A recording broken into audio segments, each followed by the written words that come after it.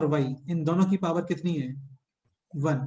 1 तब तो ये किसकी इक्वेशन होती है? Straight line. Straight line.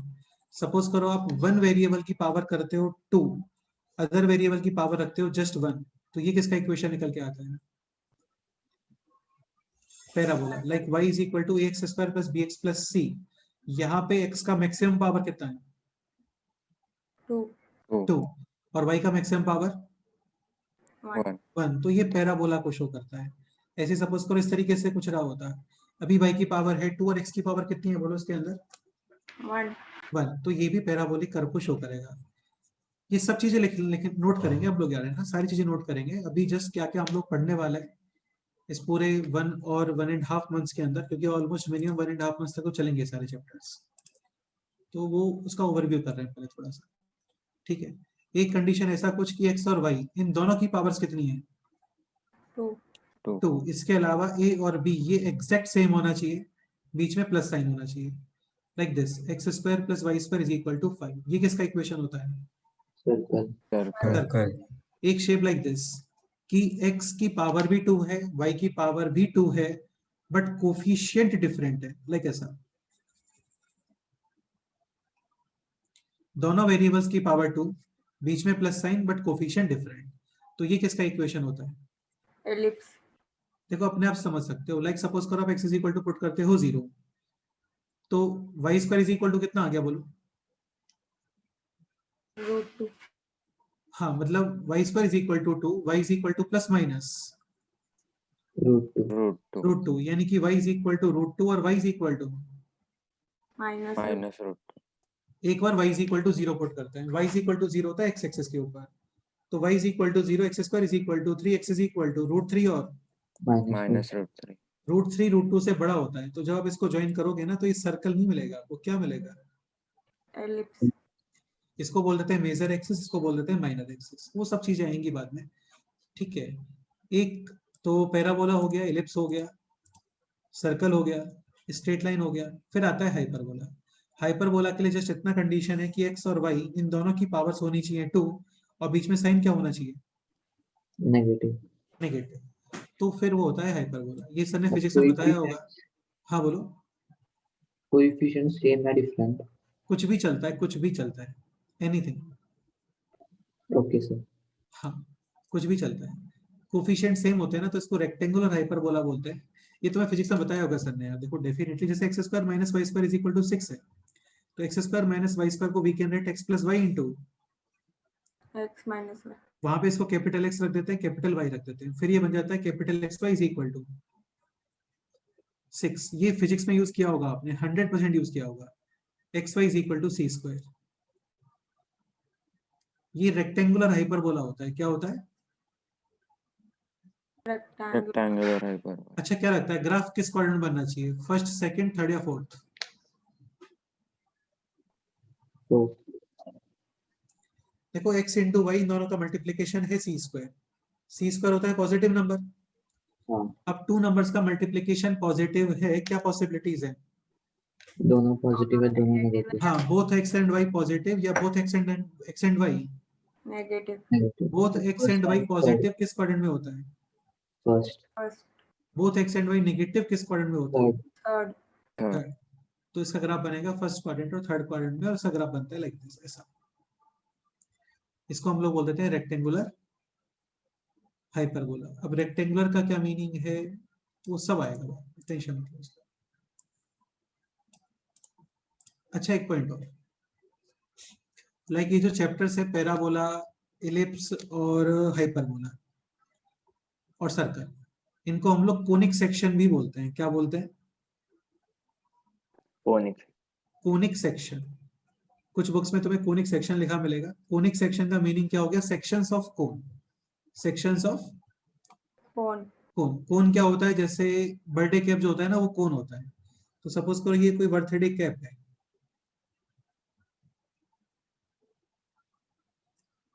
ये राउंड होता है ना ऊपर से।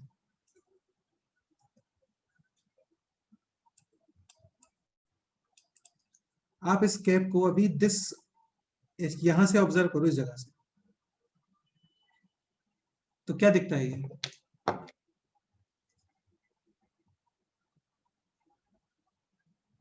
शिवदत्त तुम बोलो। शिवदत्त। सर साइड बर्थडे से नहीं, ऊपर से ये आई आई बनाया है मैंने, आईज है। सर्कल। बर्थ हाँ, तो बर्थडे कैप को ऊपर से देखोगे ना तो वो सर्कल दिखता है आपको, समझ रहे हो ना? ठीक हाँ है। अब एक काम करो, इसको जो है आप इस प्लेन के अबाउट कट करो, इस कोन को, और ये जो ऊपर वाला हिस्सा है ना, पार्ट है, इसको हटा के फेंक दो। ठीक है। फिर आप इसको इस साइड से ऑब्जर्व, ये हमने थ्रो कर दिया, फेंक दिया इसको, केवल इतना सेक्शन बचा हुआ है। इसको इस साइड से ऑब्जर्व कर रहे हैं, क्या दिखेगा बताओ? सर्कल। इलिप्स। सर्कल नहीं दिखेगा यार, ये कुछ ऐसे दिखने वाला है अभी। और इस शेप को हम लोग क्या बोलते हैं? इलिप्स। ठीक है। एक काम करो, इस कोन को अभी कट करो अबाउट दिस एक्सिस।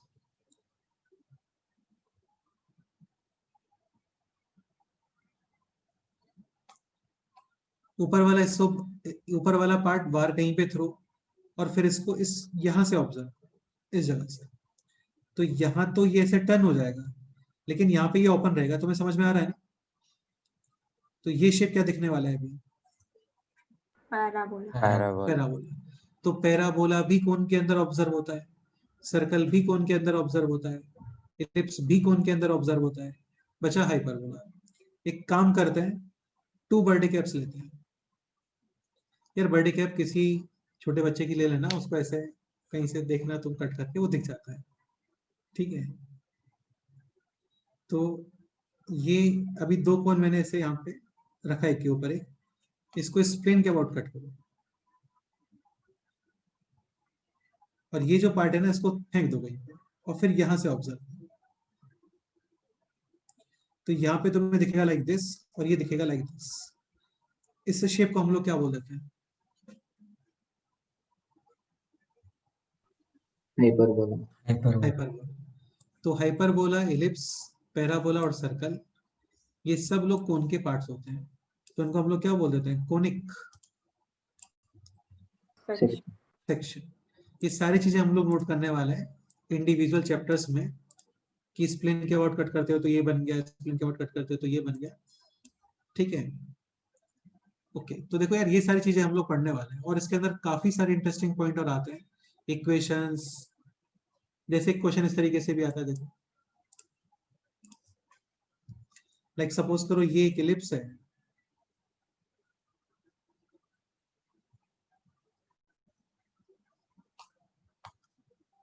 यहाँ पे कोई भी एक रैंडम पॉइंट है, इस पॉइंट को एज अ सेंटर कंसीडर करके हम लोग सर्कल्स बना रहे हैं बहुत सारे। तो ऐसे तुम्हें सर्कल्स बनेंगे, ये समझ आ रहा है ना?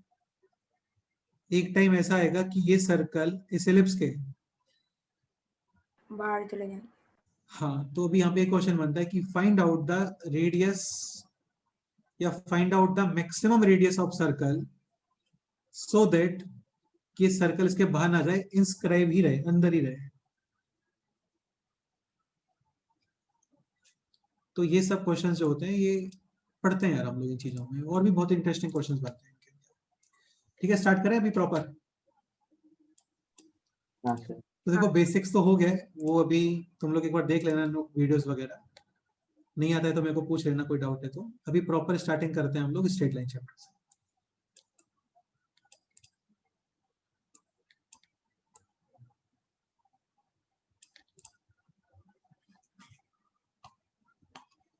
स्टार्टिंग में थोड़ा सिंपल है, फास्ट करेंगे, बाद में फिर मेन पॉइंट्स आते ही थोड़ा स्पीड स्लो करें।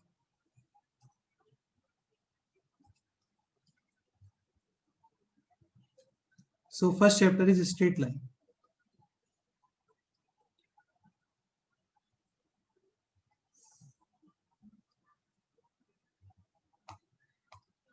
Okay, let's start. देखो, स्ट्रेट लाइन क्या होता है ना, पहले तो ये आपको समझ में आ जाना चाहिए अच्छे से कि 2 पॉइंट्स हैं, 2 पॉइंट से एक्जैक्टली 1 स्ट्रेट लाइन पास होता है। एक पॉइंट यहाँ पे फिर से नोट कर लेते हैं, condition for 3 points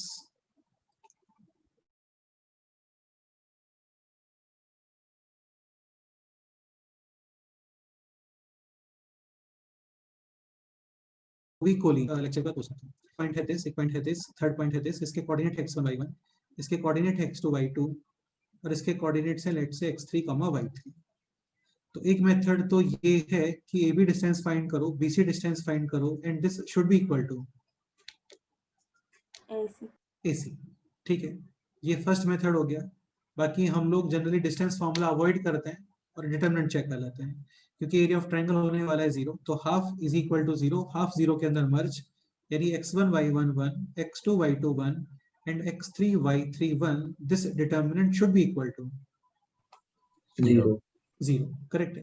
like suppose करो ऐसा कुछ कि AB डिस्टेंस गिवन है let's say 5√2, BC distance given है लेट्स से 7√2 और AC डिस्टेंस गिवन है आपको लेट्स से 2√2। तो चेक करना है ABC पॉइंट्स कोलिनियर और नॉट। एक चीज और, जरूरी नहीं होता कि हमेशा ABC यही ऑर्डर आने वाला है, कोई और भी ऑर्डर आ सकता है। जैसे यहाँ पे क्या ऑर्डर आएगा बोलो, सपोज करो मैं इस पॉइंट को B बोलता हूँ, तो फिर मिड में क्या आना चाहिए? A. A आ रहा होगा और यहाँ पे C आ रहा होगा। AB डिस्टेंस हो गया 5√2, AC डिस्टेंस हो गया 2√2, टोटल कितना हो गया? 7. करेक्ट है। एक क्वेश्चन ये आप सॉल्व कर लो थोड़ा फॉर्मेलिटी करने के लिए, कि लाइक सपोज करो ये पॉइंट है A, दिस पॉइंट है B, दिस पॉइंट है C, इसके कोऑर्डिनेट्स है 2, -5, इसके कोऑर्डिनेट्स है -3, 4, इसके कोऑर्डिनेट्स है K, K+2। Find out the value of K so that A, B, C are collinear. इसमें बेस्ट रहता है कि आप डिटरमिनेंट सॉल्व कर लो, क्योंकि अब तुम डिस्टेंस फॉर्मूला अप्लाई करोगे ना, तो डिस्टेंस फॉर्मूले का प्रॉब्लम क्या है, वहां पे स्क्वायर रूट आता है। वो जनरली हम लोग अवॉइड करते हैं स्क्वायर रूट्स वगैरह, क्योंकि वो अलग ही कैलकुलेशन हो जाता है। तो डिटरमिनेंट इज इक्वल टू 0। करो try.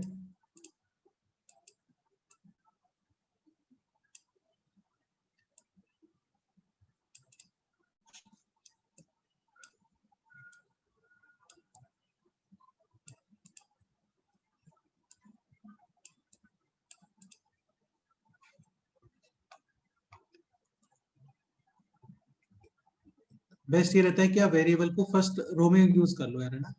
Like x1 y1 1, x2 y2 1 और x3 y3 1। इसको ओपन कर देते हैं लेट्स से अबाउट रो 1। याद है बताया था ओपनिंग के टाइम पे this element, this element, this element और दिस एलिमेंट, इनके साइन क्या हो जाते हैं? नेगेटिव। नहीं, इनके साइन चेंज हो जाते हैं जस्ट ओपनिंग के टाइम पे। यानी k को तो आप यूज करोगे as it is, bracket k+2 का साइन चेंज, यानी माइनस ऑफ A+, ब्रैकेट और 1 यूज करना है as it is. Now this remove, this remove, bracket के इनसाइड क्या आना चाहिए? तन्वी तुम बोलो। -5 -4। करेक्ट है, -5 -4। Now k+2, first row remove, second column remove, 2 minus 2 + 3। Correct है, 1 first row remove, column 3 remove, 4 into 2 8 minus, 15। हाँ, माइनस इंटू माइनस प्लस यानी कि 15। Correct. And this determinant should be 0। Correct. Value of k find करो कितना है?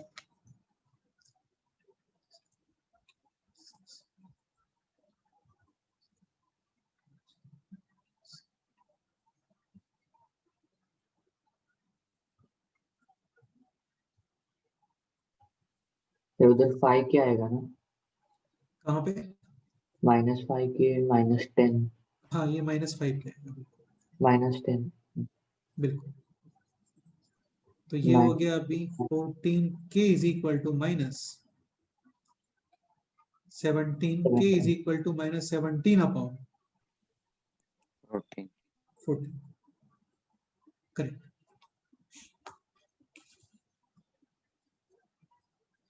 Any doubt? No sir.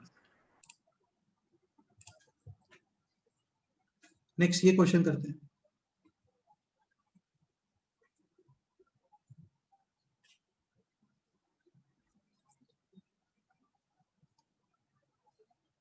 Like point A है 2,3, point B है let's say -5,4, then point C, find locus of point C.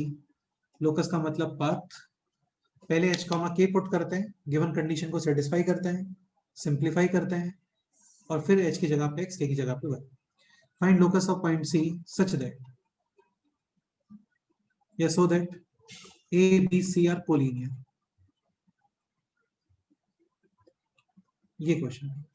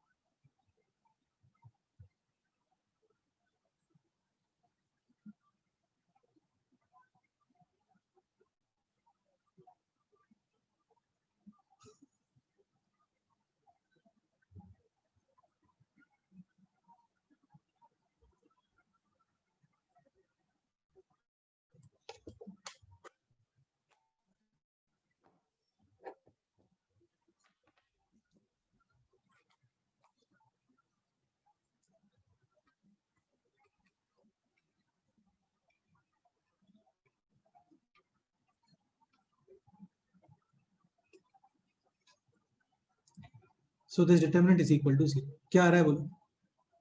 23 x plus 7y is equal to 23. तो 3 - 4 यानी कि minus का 1, 2 + 5 और यहाँ पे आना चाहिए 8 + 15 यानी कि 21। फाइनली h के प्लेस पे यूज करोगे x और k के प्लेस पे क्या यूज करोगे? तो वो 23 होगा। 23, 8 + 15 यानी कि 23, करेक्ट है। तो ये है -x माइनस का 7y + 23 is equal to 0। Also we can write x + 7y minus का 23 इज इक्वल टू 0। अब यार एक चीज समझने का ट्राई करो, है ना। एक्चुअली इनडायरेक्टली आपने क्या करा। अच्छा ये बताओ 2 पॉइंट से एग्जैक्टली कितने लाइन पास होते हैं? एग्जैक्टली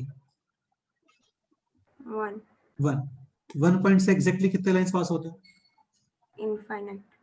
ठीक है, तो बेसिकली ये जो आ गया ना x + 7y माइनस का 23 इज इक्वल टू 0, ये इक्वेशन ऑफ लाइन है। जैसे x² + y² is equal to r², ये इक्वेशन ऑफ सर्कल है। ऐसे ही x + 7y माइनस का 23 इज इक्वल टू 0, ये इक्वेशन ऑफ लाइन आ गया passing through points a and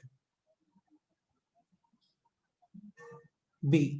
मतलब a और b से जो लाइन पास होगी, ऐसे स्केल रख के एक लाइन बनाओगे, इस लाइन के ऊपर कितने पॉइंट्स हैं? इनफाइनाइट। वो सारे पॉइंट्स इस इक्वेशन को सेटिस्फाई करेंगे। जैसे इस लाइन के ऊपर एक पॉइंट है 2,3, देखो देखो 2,3 100% 0 आ रहा होगा। 2,3 3 × 7 यानी कि 21 + 2 23, 23 - 23 यानी कि 0। 100% इसको -5,4 भी सेटिस्फाई करेगा। तो पुट करो -4, y इक्वल टू पुट करो x इक्वल टू पुट करो -5, y इक्वल टू पुट करो 4। 7 × 4 28, 28 - 5 कितना होता है बोलो? 23. 23, 23 - 23 कितना हो गया? 0। सपोज करो मेरे को एक रैंडम पॉइंट चेक करना है कि यार 1,2 चेक करते हैं, 1,2 पे लाई कर रहा है क्या इस लाइन पे? तो ये 1,2 इस पे लाई कर रहा है क्या बोलो? नहीं सर. नहीं कर रहा है, क्योंकि वो सेटिस्फाई नहीं कर रहा है उसको। हाँ, तो एक तो देखो यार इक्वेशन ऑफ लाइन ये हो जाता है। चलो इस पॉइंट को बाद में लिखते हैं, पहले कुछ और एक स्लोप इंट्रोड्यूस करता हूँ यहाँ पे मैं, फिर इस पॉइंट को यूज करेंगे। Next point is this, slope of a line. इसके पहले एक पॉइंट ये समझ लेंगे,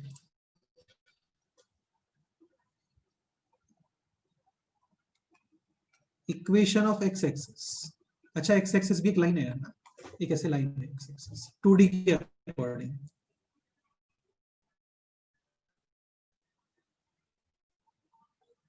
तो x एक्सिस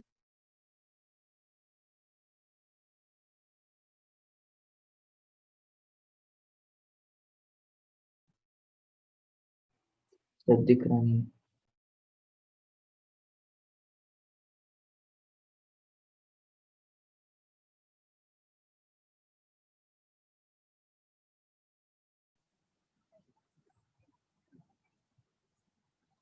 एक्स एक्सिस का स्पेशलिटी क्या होता है?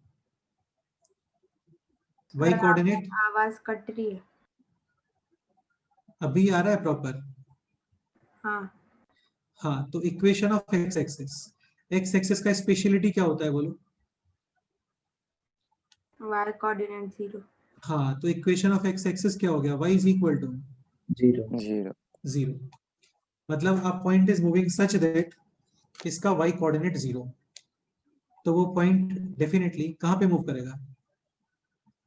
x axis. x y coordinate को ऑर्डिनेट भी बोलते हैं ना। ऐसे इक्वेशन ऑफ y एक्सिस ये क्या बनना चाहिए बोलो? x is equal to 0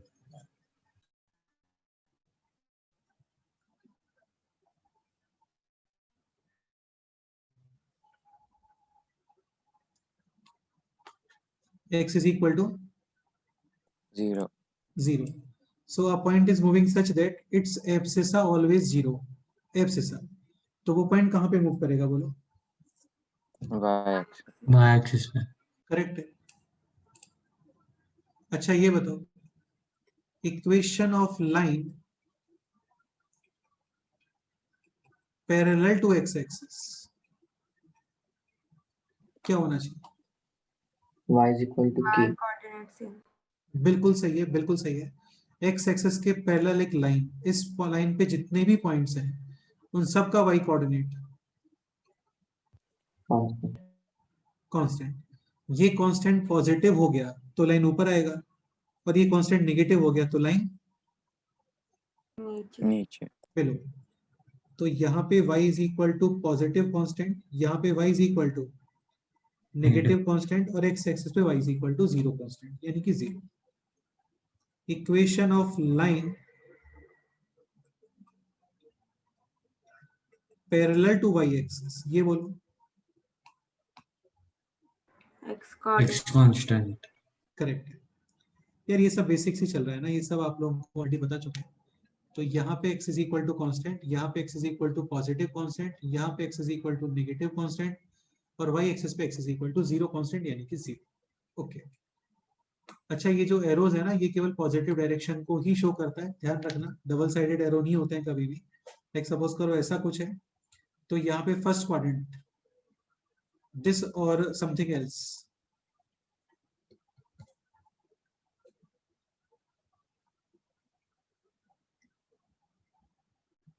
यहाँ पे फर्स्ट क्वाड्रेंट होगा ये, क्योंकि ये शो कर रहा है अभी प्लस एक्स को, और ये शो कर रहा है क्या? Plus y। वाई। तो फर्स्ट क्वाड्रेंट का स्पेशलिटी ये होता है कि एक्स और वाई दोनों क्वाड्रेंट्स क्या होने चाहिए? सॉरी, दोनों कोऑर्डिनेट्स क्या होने चाहिए? पॉजिटिव। पॉजिटिव। सेकंड क्वाड्रेंट कौन सा आएगा इसके अंदर?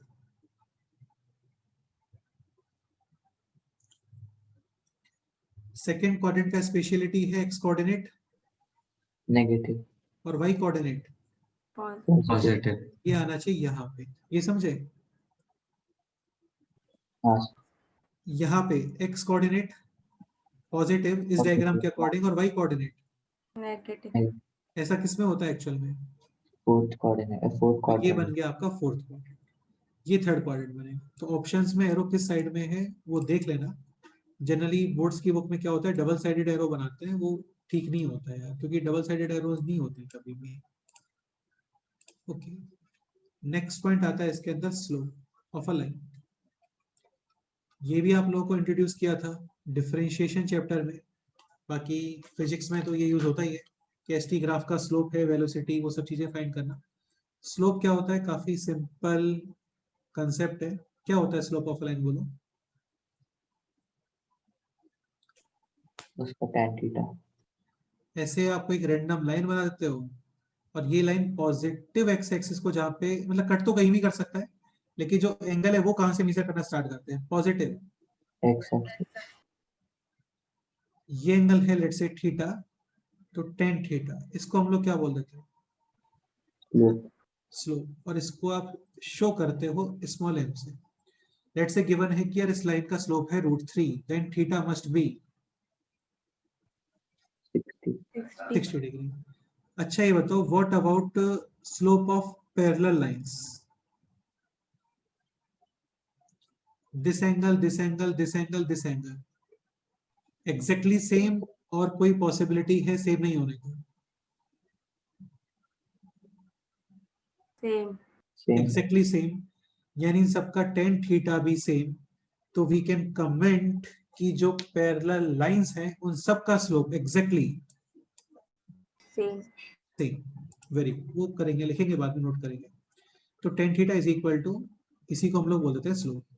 अब एक चीज समझने का ट्राई करो यार ना, देखो क्या होता है, जो थीटा होता है ना उसकी वैल्यू हम लोग यूज करते हैं जस्ट 0 to Pi. पाई। ये ब्रैकेट सिस्टम होता है, इसको बोलते हैं क्लोज ब्रैकेट, और इसको बोलते हैं क्या? Open bracket. Open bracket. Tanvi तुम्हें नहीं बताया ये, तुम एक बार देख लो, ओपन ब्रैकेट, और इसको क्या बोलते हैं? क्लोज। Close bracket. तुम इसको चाहो तो स्क्वायर ब्रैकेट भी बोल सकते हो, इसको राउंड ब्रैकेट बोल सकते हो। क्लोज ब्रैकेट का मीनिंग ये होता है कि ये बाउंड्री पॉइंट इंक्लूडेड है। ओपन ब्रैकेट का मीनिंग ये होता है कि ये बाउंड्री पॉइंट इंक्लूडेड नहीं है। लाइक सपोज करो x बिलोंग्स टू, ऐसा कुछ लिखा हुआ है 1 to 7, दोनों पे क्लोज ब्रैकेट, यानी 1 और 7 ये दोनों बाउंड्री पॉइंट्स इंक्लूडेड है। 1 और 7 के बीच में जितने भी नंबर्स हैं वो सब भी इंक्लूडेड है। तो according to this bracket system x के अंदर टोटल कितने इंटीजर्स आ रहे हैं? 1 to 7। हाँ, 1 2 3 4 5 6 7, यानी कि 7 इंटीजर्स। सपोज करो इस तरीके से कुछ होता है।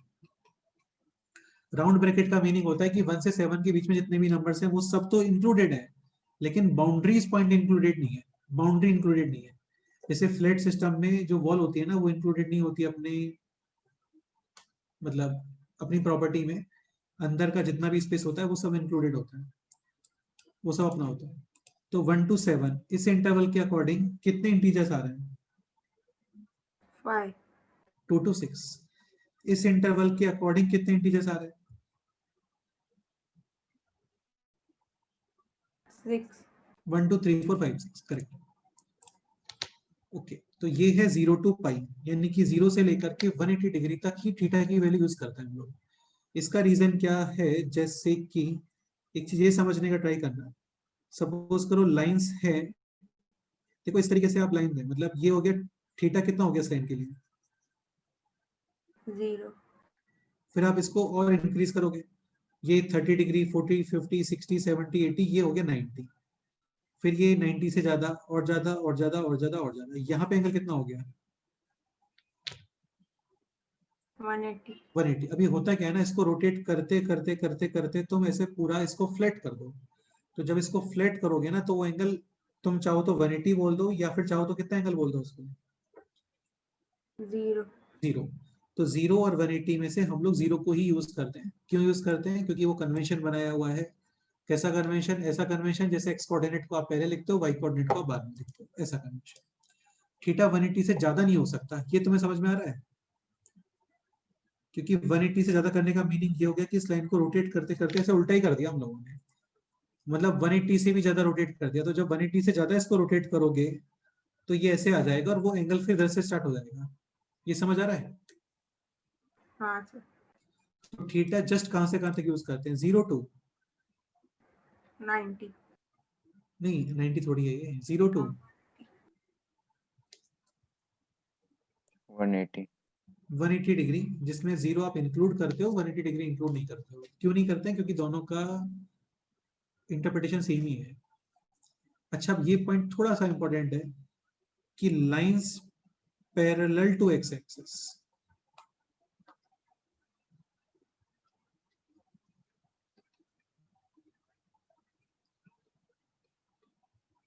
स्लोप कितना बोलो? 0। 0, क्योंकि यहाँ पे एंगल ही नहीं है, थीटा 0। इस तरीके से कोई लाइन है,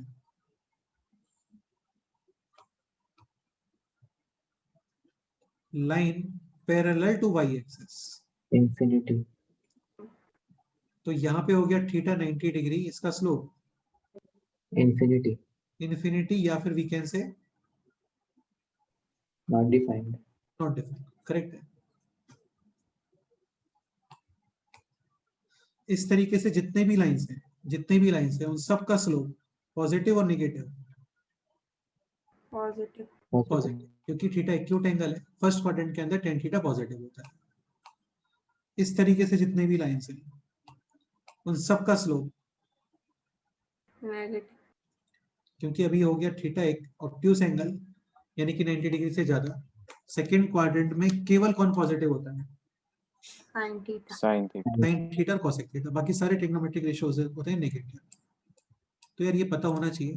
सपोज करो स्लोप नेगेटिव आ रहा है तो वो लाइन ऐसे बन रहे होंगे, स्लोप पॉजिटिव आ रहा है तो लाइन ऐसे बन रहा होगा, स्लोप 0 आ रहा है तो लाइन एक्स एक्सिस के पैरेलल होगा, खुद एक्स एक्सिस भी हो सकता है, स्लोप नॉट डिफाइन आ रहा है तो line parallel to Y axis होगा, खुद वाई एक्सिस भी हो सकता है। ओके, अच्छा अब ये बताओ,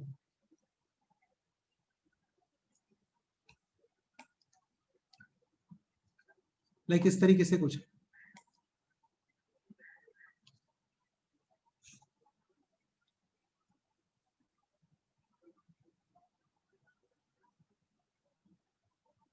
ये एक लाइन है, इसका स्लोप है m1, दिस लाइन इसका स्लोप है m2, दिस लाइन इसका स्लोप है m3, दिस लाइन इसका स्लोप है m4।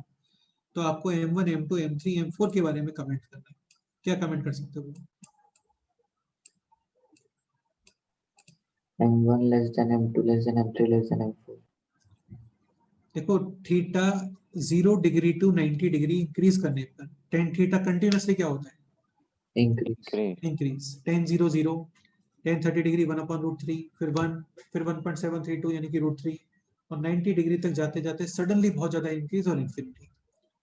तो 100% ये एंगल हो रहा है इंक्रीज, एंगल आप देखते हो पॉजिटिव एक्स एक्सिस से, तो m4 भी इंक्रीज, फिर m3, फिर m2 और फिर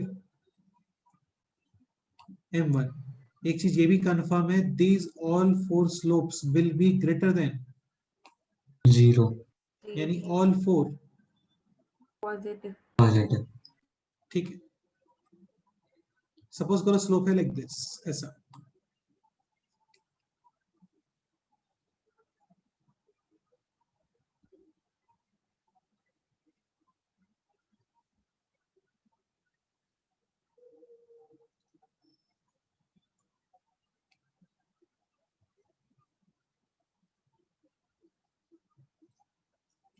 m1 m2 m3 और m4। Same होगा, मतलब M4 greater than एक M3 सेकंड greater than एक सेकंड बस एक सेकंड, मैग्नीट्यूड वाइज कंपेयर कर रहे हैं पहले, अभी बोलो। M1 is greater than M2 greater than M3 greater than M4. यार ये फिजिक्स में भी यूज होता है ना, वही है। देखो क्या होता है ना, जितना ज्यादा स्लाइडिंग इजी होता है ना, जितना ज्यादा स्लाइडिंग इजी होता है स्लोप उतना ही ज्यादा होता है। m1 m2 m3 m4 में स्लाइडिंग सबसे ज्यादा किस में इजी है? स्लाइडिंग मतलब ऐसे स्लिप करना, फिसलना। M1 m1 का स्लोप सबसे ज्यादा, फिर m2, फिर m3 और फिर m4। बट ये सारे वैल्यूज एक्चुअल में क्या है? नेगेटिव।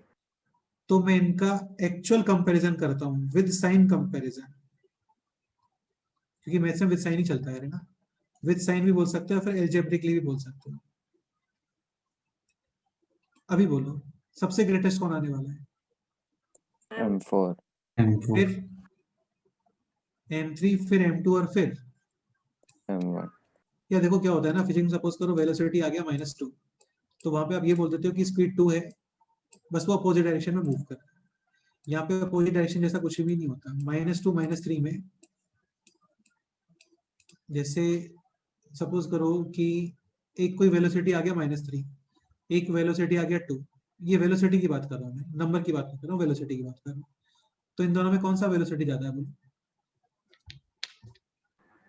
3। ये 3 ज्यादा है, बस माइनस का मतलब जैसे इतना है कि वो अपोजिट डायरेक्शन में मूव कर रहा हूँ। सपोज करो ये मैथ्स में रहा होता कि अभी -3 और 2 में कौन ज्यादा है, क्या आंसर आएगा? 2।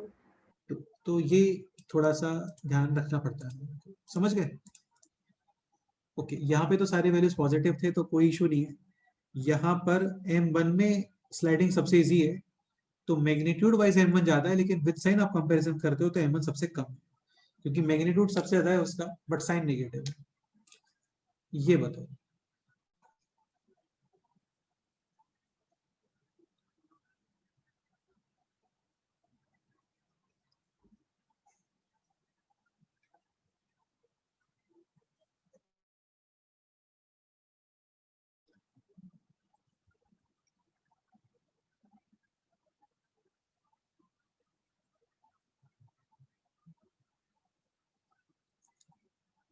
कि हम लोग फिजिक्स में भी करते हैं, वहां पे ऐसा बोलते हैं कि इसको थोड़ा सा एक्सटेंड कर लो, उसकी कोई जरूरत नहीं होती।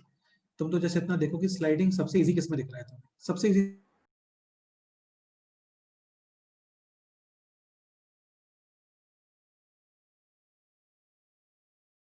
स्लाइडिंग किस में दिख रहा है बेटा? फिसलना सबसे इजी हो कौन है,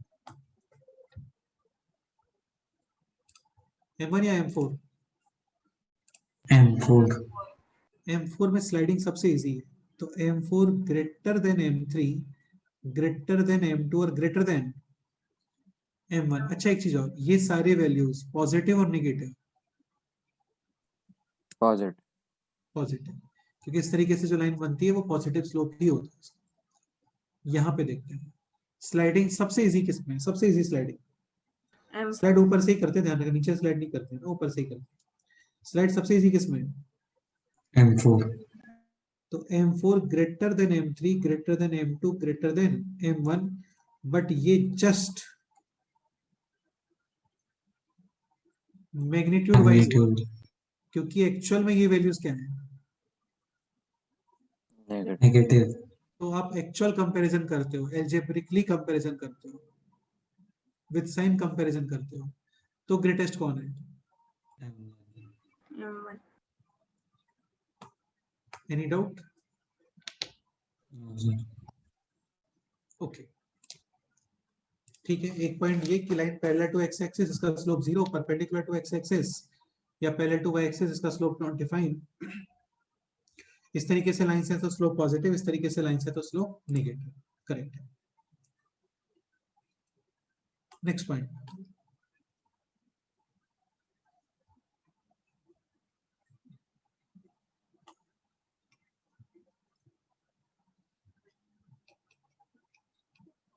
इक्वेशंस ऑफ लाइन। काफी ज्यादा इजी है, थोड़ा समझने का ट्राई करना। इजी है तो तुम लोगों को बोरिंग भी लग सकता है, क्योंकि इजी है इसलिए। इक्वेशंस ऑफ लाइन, इसके अंदर फर्स्ट पॉइंट होता है slope and Y intercept form. अच्छा ये बताओ, इक्वेशन ऑफ लाइन इसका मीनिंग क्या है? जैसे इक्वेशन ऑफ सर्कल है ये, इसका मीनिंग क्या है इस इक्वेशन ऑफ सर्कल का? क्या मीनिंग है इसका, इस लाइन का क्या मीनिंग है? इस पॉइंट का पाथ। नहीं वो तो ठीक है, पाथ है, लेकिन उसका मीनिंग क्या है एक्चुअली?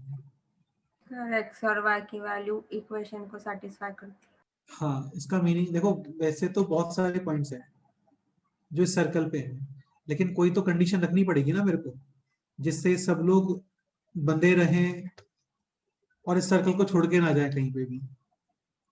तो वो ये कंडीशन है कि इसके ऊपर जितने भी पॉइंट्स हैं उन सब के एक्स और वाई कोऑर्डिनेट्स को स्क्वायर करके आप ऐड करते हो, तो वो कितना आएगा?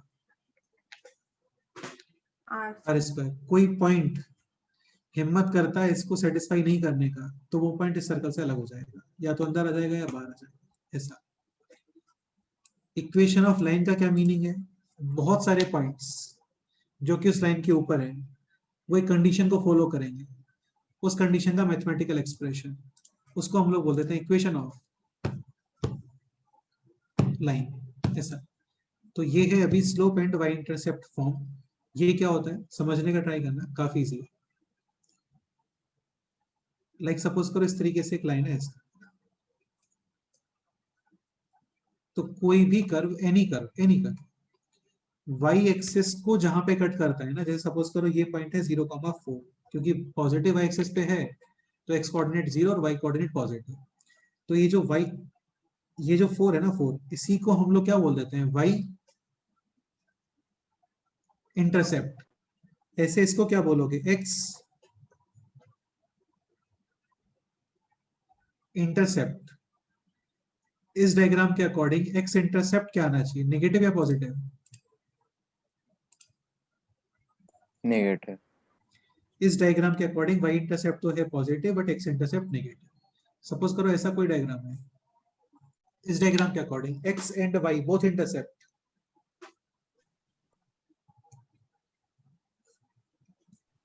y is positive, x is negative. हाँ x पॉजिटिव y और y negative and x positive. Correct है। इस डायग्राम के according x and y both both negative. negative. Correct है। और एक ये डायग्राम बचता है, ये तुमने बता ही दिया, x negative and y positive. इस डायग्राम के according both zero. Both are 0. Correct है। तो ये हम लोग पढ़ रहे हैं अभी slope and y intercept form. Okay, let's say इस लाइन का स्लोप है क्या, m, वो कैसे फाइंड किया होगा, थीटा और फिर tan थीटा, और y इंटरसेप्ट है c, क्या है c। तो जो इस लाइन की इक्वेशन निकल के आती है वो निकल के आती है this, y is equal to mx mx plus, plus C. यहाँ पे x की पावर है 1 और y की पावर भी कितनी है 1। 1। ये स्ट्रेट लाइन है, इसका मीनिंग ये हो गया, जैसे एग्जांपल करते हैं ना। सर हाँ बोलो। सर वो मतलब स्लोप के लिए एंगल पॉजिटिव एक्स एक्सिस से मेजर करते हैं ना बिल्कुल मेजर करते हैं सर, फिर वो आपने नेगेटिव इससे लिखा है। बेटा, तुम समझ ही नहीं रहे हो। पॉजिटिव एक्स एक्सिस से मेजर करने का मतलब ये होता है रोटेशन करना। मैंने ये इधर से काउंट करा क्या,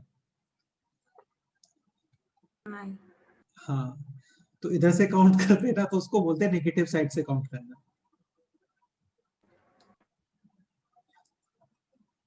ऐसे तो ये लाइन इधर कट कर रही है, तो इसमें तो पॉजिटिव एक्स एक्सिस से एंगल ही नहीं बनना चाहिए तुम्हारे अकॉर्डिंग, तो बोलो। हाँ हाँ सर समझा। तो पॉजिटिव एक्स एक्सिस से एंगल मेजर करने का मतलब ये होता है कि आप जो रोटेट करना स्टार्ट करते हो ना, वो राइट साइड से स्टार्ट करते हो, ऐसे। ये मीनिंग होता है इसका। ये हो गया नेगेटिव एक्स एक्सिस से एंगल मेजर करना, समझे? हाँ सर। हाँ, अच्छा डाउट था, क्लियर हो गया होगा मुझे लगता है। हाँ सर। तो इसका मतलब ये नहीं होता कि ये नेगेटिव एक्स एक्सिस से एंगल मेजर कर रहे हैं, ऐसा नहीं है।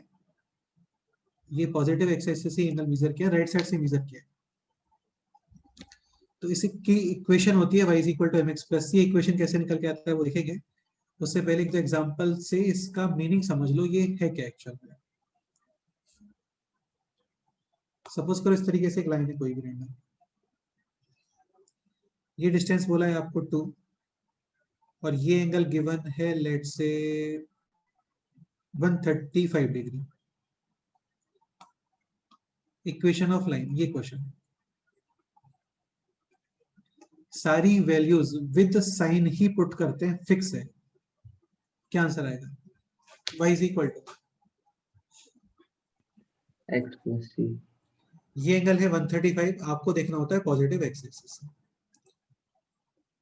ये नेगेटिव एक्स एक्सिस है। तन्मय समझ रहे हो ना, ये नेगेटिव एक्स एक्सिस है। हाँ सर। अब ये मत सोचना ये तो पॉजिटिव एक्स है, ऐसा नहीं होता, रोटेशन के टर्म्स में बात करते हैं वहां पे। तो ये एंगल है 135, तो ये एंगल हो गया 45, 10 45 होता है 1, यानी इस लाइन का स्लोप है 1, और यहाँ पे y इंटरसेप्ट कितना है, 2। -2, क्योंकि वो नेगेटिव y एक्सिस को कट कर रहा है। अच्छा एक बात बताओ, जैसे इस तरीके से कोई कर्व है, लेट्स से ऐसा एक्स स्क्वायर प्लस का 3x प्लस का 4y प्लस का 2 is equal to 0, find out x intercept of this curve. इसका मीनिंग ये हो गया कि ये कर्व x एक्सिस को जिन पॉइंट्स पे कट कर रहा है, आप वो पॉइंट्स बताओ मेरे को। तो x एक्सिस पे y कोऑर्डिनेट कितना होता है, 0. तो y कितना पुट कर दो, 0। फिर ये बनेगा x square plus 3x plus 2 is equal to 0, factor करोगे मिडिल टर्म स्प्लिट करके, x is equal to -1 and x is equal to -2. यानी ये कर्व x एक्सिस को दो जगह पे कट कर रहा है, एक पॉइंट है -1 और एक पॉइंट कितना है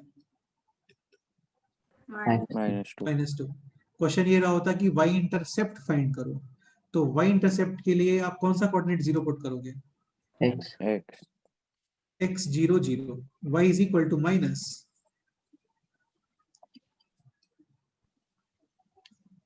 1 अपॉन 2. 2. यानी ये x एक्सिस को 2 पॉइंट्स पे कट कर रहा होगा और y एक्सिस को जस्ट 1 पॉइंट पे कट कर रहा होगा। इसको नोट नहीं करना आपको, ये सब चीजें बाद में आने वाली हैं। अच्छा ये बताओ, जैसे सपोज करो कोई स्ट्रेट लाइन है, तो एक स्ट्रेट लाइन x एक्सिस को मैक्सिमम कितने पॉइंट्स पे कट कर सकती है?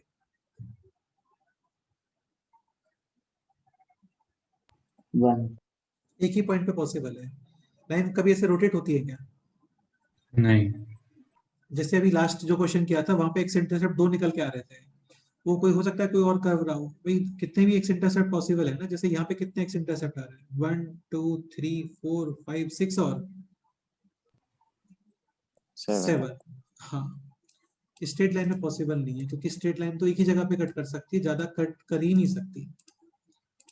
ओके, तो ये आ गया अभी y is equal to mx plus c, slope है इसका 1 यानी m1 x और c है माइनस का 2। इसका मीनिंग ये हुआ कि इस लाइन पे जितने भी पॉइंट्स हैं उनके कोऑर्डिनेट्स है लेट्स से x, y, तो वो इसको सेटिस्फाई कर रहे होंगे, इसको x माइनस वाई माइनस का 2 इज इक्वल टू 0। अभी कोई आपसे ये बोलता है कि यार इस पॉइंट को फाइंड करके बताओ मेरे को, पॉइंट ए को, तो पॉइंट ए लाई कर रहा है किसके ऊपर? X axis. x एक्सिस पे अपने आप से कौन सा कोऑर्डिनेट 0 हो जाता है? Y. x is equal to कितना आ गया? 2। करेक्ट। तुम्हें ये चेक करना है कि पॉइंट -3, -4 थर्ड क्वाड्रेंट वाला कोई पॉइंट इसको सेटिस्फाई कर रहा है क्या, मतलब इस लाइन पे लाई कर रहा है क्या? तो पुट करो -3 माइनस माइनस प्लस 4 -2, ये 0 होता है क्या? बोलो। नहीं। इसका मतलब नहीं कर रहा बोलो, ठीक है।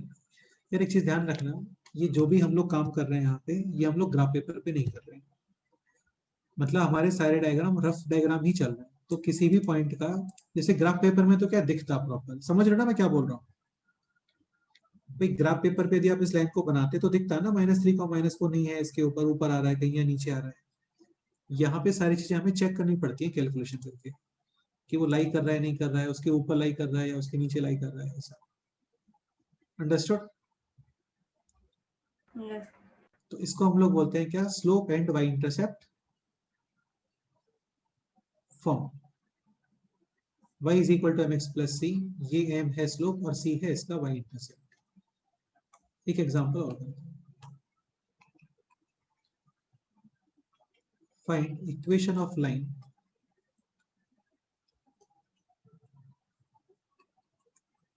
having slope √3 and x intercept is equal to minus का लेट्स से -4। ये क्वेश्चन सॉल्व करो।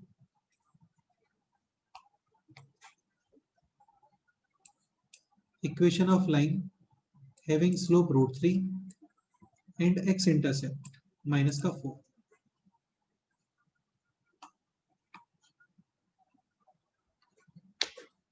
करो ट्राई ये क्वेश्चन।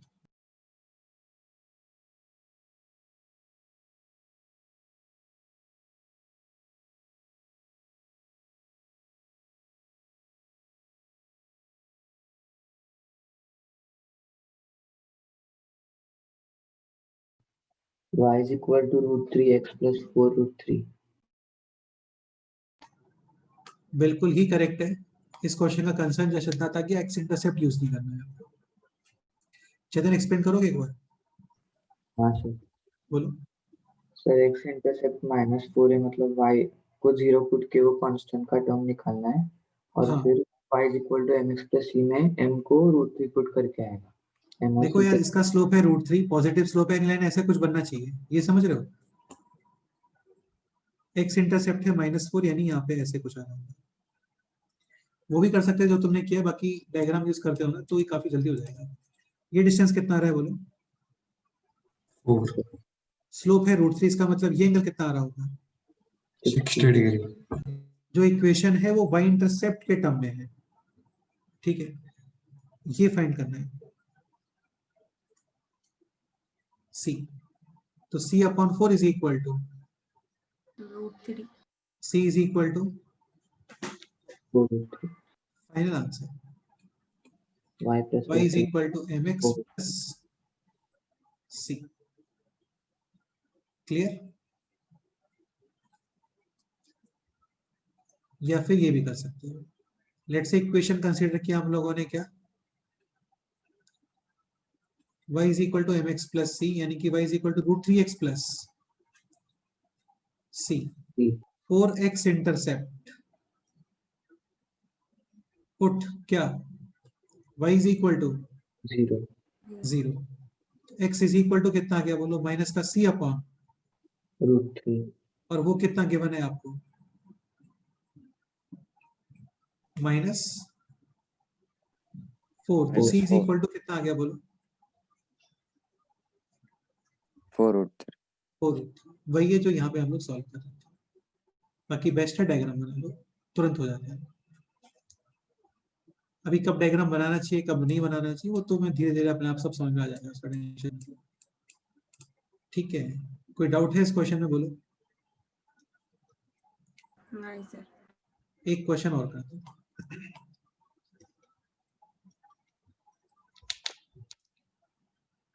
ये question a line having equation, अच्छा एक point,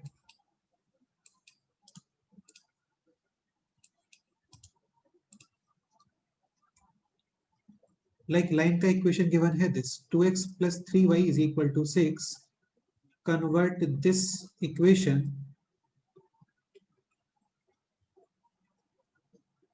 in slope y intercept form। ये क्वेश्चन आता नहीं एग्जाम में कभी भी, लेकिन इसका जरूरत पड़ता है हम लोग को बहुत ज्यादा। तो ये है 2x plus 3y is equal to 6, y intercept वाली फॉर्म को थोड़ा ध्यान से देखो तो राइट लेफ्ट साइड में जस्ट क्या होना चाहिए,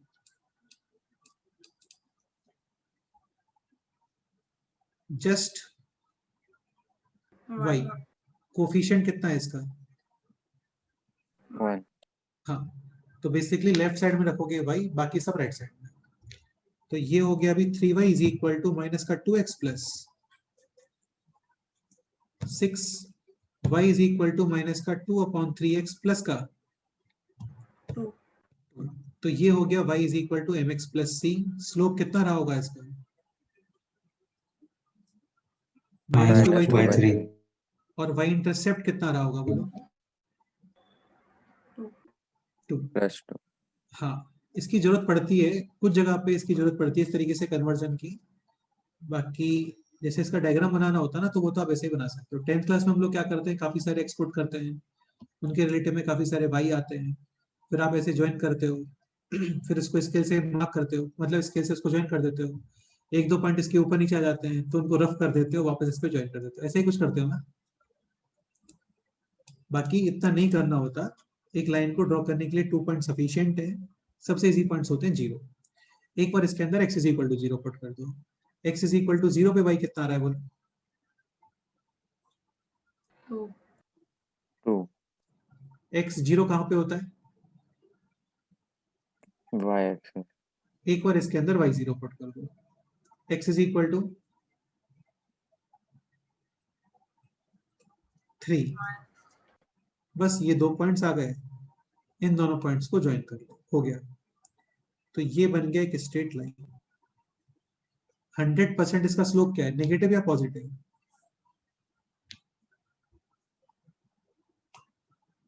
नेगेटिव क्योंकि लाइन इस तरीके से है। इतना काफी है ये बताने के लिए कि इसका स्लोप नेगेटिव है, कैलकुलेट करने की जरूरत नहीं पड़ती है। y इंटरसेप्ट है 2, x इंटरसेप्ट है 3। ओके, अब ये क्वेश्चन ट्राई करो, देखते हैं कौन पहले सॉल्व करता है। लाइक क्वेश्चन है this,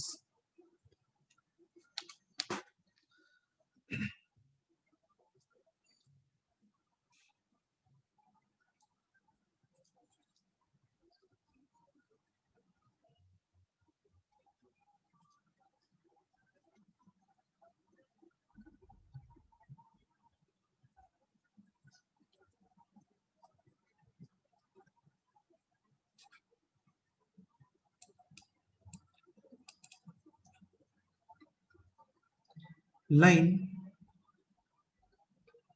intersect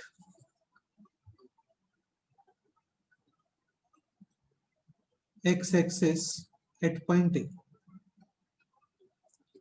If this line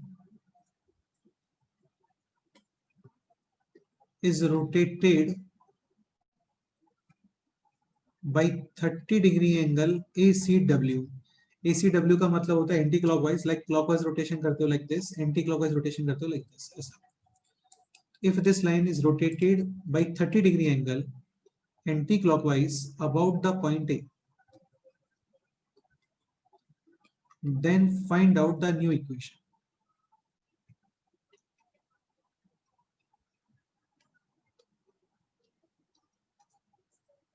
देखते हैं कौन पहले रिप्लाई करो, ट्राई.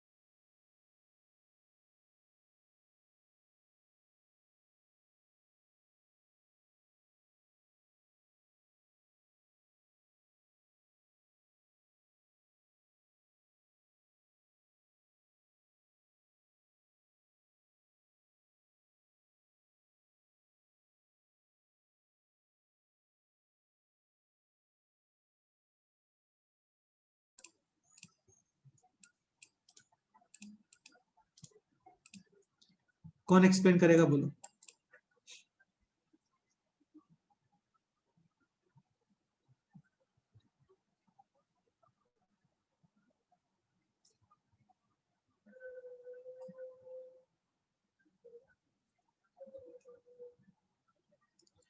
क्वेश्चन है 2y plus 3 root 3x is equal to 3. ये इंटरसेक्ट कर रहा है x एक्सिस को at point A. Now this line is rotated by 30 degree angle about the point A. मतलब जब भी रोटेशन होता है तो ये आपको गिवन होता है वहां पे कि किस पॉइंट के अबाउट आप रोटेट कर रहे हो. जैसे ये कोई व्हाइट बोर्ड है, इसको इस पॉइंट के अबाउट रोटेट करना, इस पॉइंट के अबाउट रोटेट करना, किसी और पॉइंट के अबाउट रोटेट करना, डिफरेंट चीजें. तो इसको अभी रोटेट कर रहे हो जहां पर ये पॉइंट ये एक्स एक्सिस को कट कर रहा है. 30 डिग्री एंगल रोटेट किया है एंटी क्लॉकवाइज.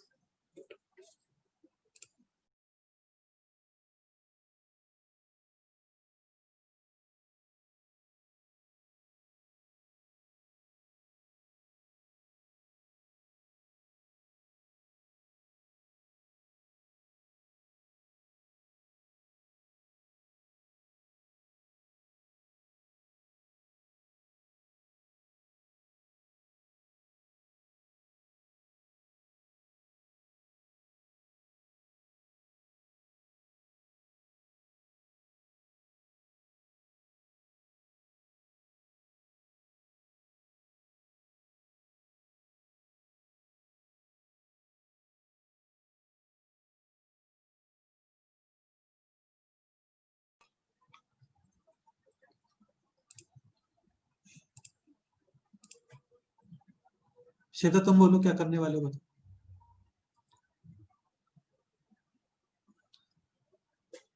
पहले तो लाइन सर का सर डायग पहले एक साइड सिर्फ y रख के स्लोप निकाला, फिर उसमें tan x लिया और tan x प्लस 30 डिग्री, क्योंकि 30 डिग्री ज्यादा है। तो एक काम करते हैं जो तुम बोल रहे हो कि लाइक ऐसा,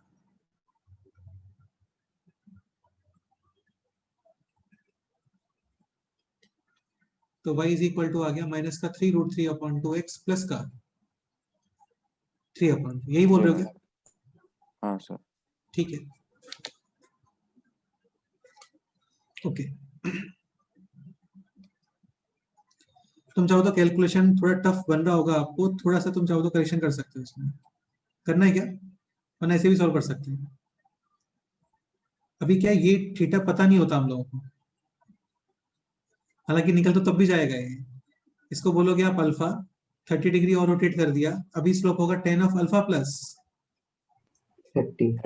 फिर अप्लाई करोगे tan of a plus b. तो एक काम करते हैं, इस क्वेश्चन को थोड़ा सा इजी बना लेते हैं, वो फिर नेक्स्ट क्वेश्चन में करते हैं। सर इसका answer 3y minus 7√3x equals to 3 by अच्छा 12 निकाल लिया सोल्व क्या? कर। चलो कोई दिक्कत नहीं, फिर तो बहुत अच्छी बात है। तो ये ऐसे हो गया अभी, y is equal to minus 3√3x/2 plus का 3/2। इसका डायग्राम भी बना लेते हैं। तो x is equal to 0 put करोगे तो y आ गया है 3/2, और y is equal to 0 put करते हो तो x इज इक्वल टू 3/3√3 यानी कि 1/√3 ऐसा।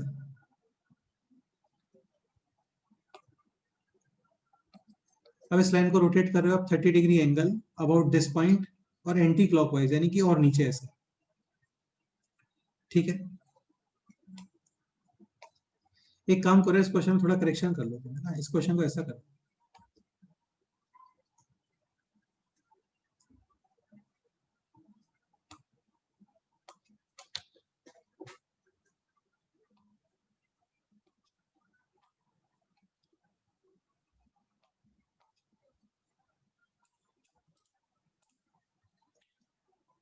अभी ये हो गया y इज इक्वल टू, नहीं यार ये अभी भी नहीं हो पाएगा, कुछ और ही लेना पड़ेगा। लेट से ये है यहाँ पे 2 और ये है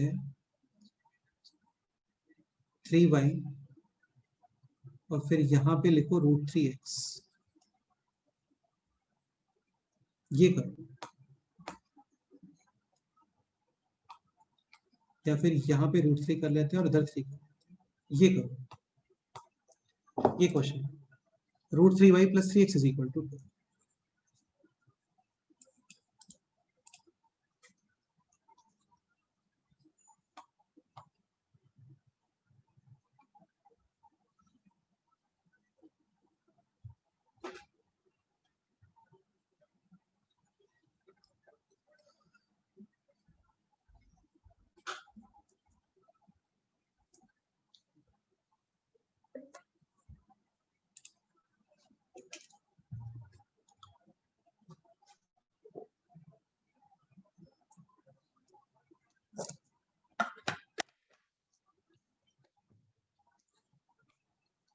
चेतन आंसर आ गया तुम्हारा?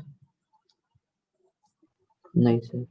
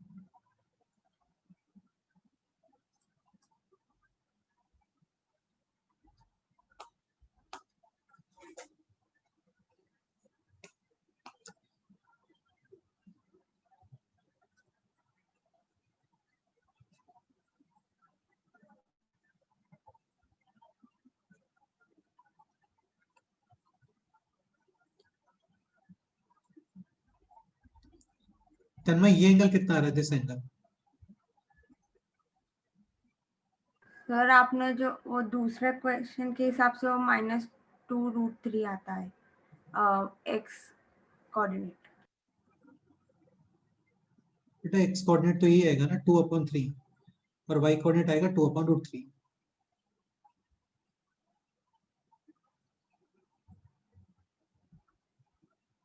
मैं इस एंगल की बात कर रहा हूँ, ये एंगल कितना आएगा? सर नहीं फाइंड किया। नहीं तो कर लो, देखो ये डिस्टेंस कितना है 2/√3, ये डिस्टेंस कितना है 2/3। तो अभी ये एंगल कितना आ गया बोलो?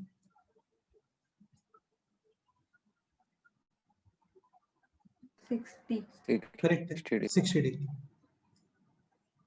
देखो एक चीज तुम्हें बताता हूँ, ध्यान सुनना है ना, थोड़ा सा काफी सिंपल सा पॉइंट है। इधर देखो सभी, जैसे स्लोप है नेगेटिव, तो जब स्लोप नेगेटिव होता है ना तो ऐसा हम लोग सोच लेते हैं कि उसने नेगेटिव साइड से एंगल यूज किया है।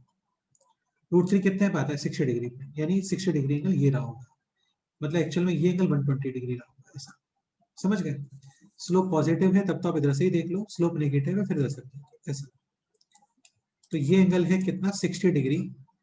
अब इसको रोटेट किया है अबाउट दिस पॉइंट कितना 30 डिग्री 30 डिग्री एंटी क्लॉकवाइज। तो new diagram will be like this.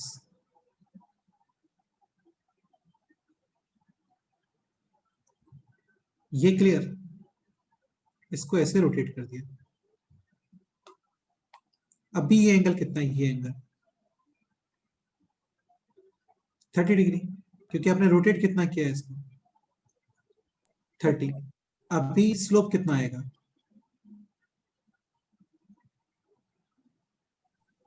10-30 degree 1/√3।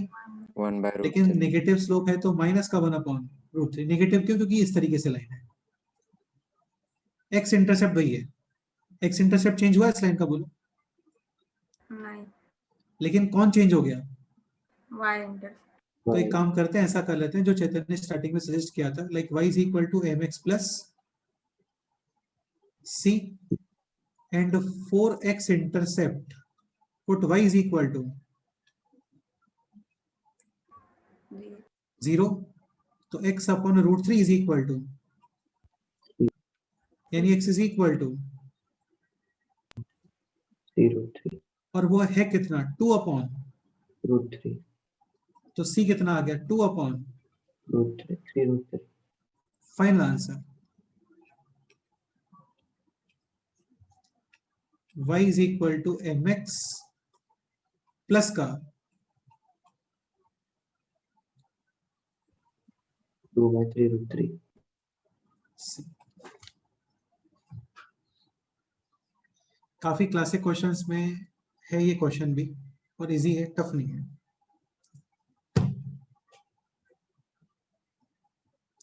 आपने लाइन का डायग्राम बना डाला, ये एंगल पता किया 60 डिग्री एंगल आ रहा था, 30 डिग्री और रोटेट कर दिया, ये बचा 30 डिग्री। नेगेटिव साइड से है तो स्लोप आएगा माइनस का 1/√3। ये पता होना चाहिए कि y इंटरसेप्ट चेंज हो गया है। सपोज करो मैं इसको इस पॉइंट के अबाउट रोटेट करता हूं तो y इंटरसेप्ट चेंज होगा क्या बोलो? नहीं। हाँ, लेकिन अभी आपने रोटेट किया था अबाउट दिस पॉइंट तो y इंटरसेप्ट चेंज, और वो हम लोगों ने फाइंड कर लिया ऐसे कि y इंटरसेप्ट, समझ गए ना? क्योंकि x कोऑर्डिनेट आपको पता था, x इंटरसेप्ट पता था, तो y is equal to 0, c is equal to this final answer. चलो जितना ही करते हैं, बाकी फिर नेक्स्ट टाइम पे करेंगे, ठीक है? इसमें भी होमवर्क वगैरह कुछ नहीं है अभी, जैसे इतना होमवर्क है कि जो आपको ऑलरेडी पढ़ाया था कोऑर्डिनेट ज्योमेट्री में वो रिवाइज कर लो, तो वो सब चीजें हम लोग आने वाले क्लासेस में यूज करेंगे, ठीक है? Yes sir. चलो इसका मैं ग्रुप पे पोस्ट करता हूँ थोड़ी देर में, बाकी फिर नेक्स्ट टाइम। हाँ चलो फिर ना, ओके बाय, ठीक है? Bye sir. Okay bye bye. ऐसे ओके।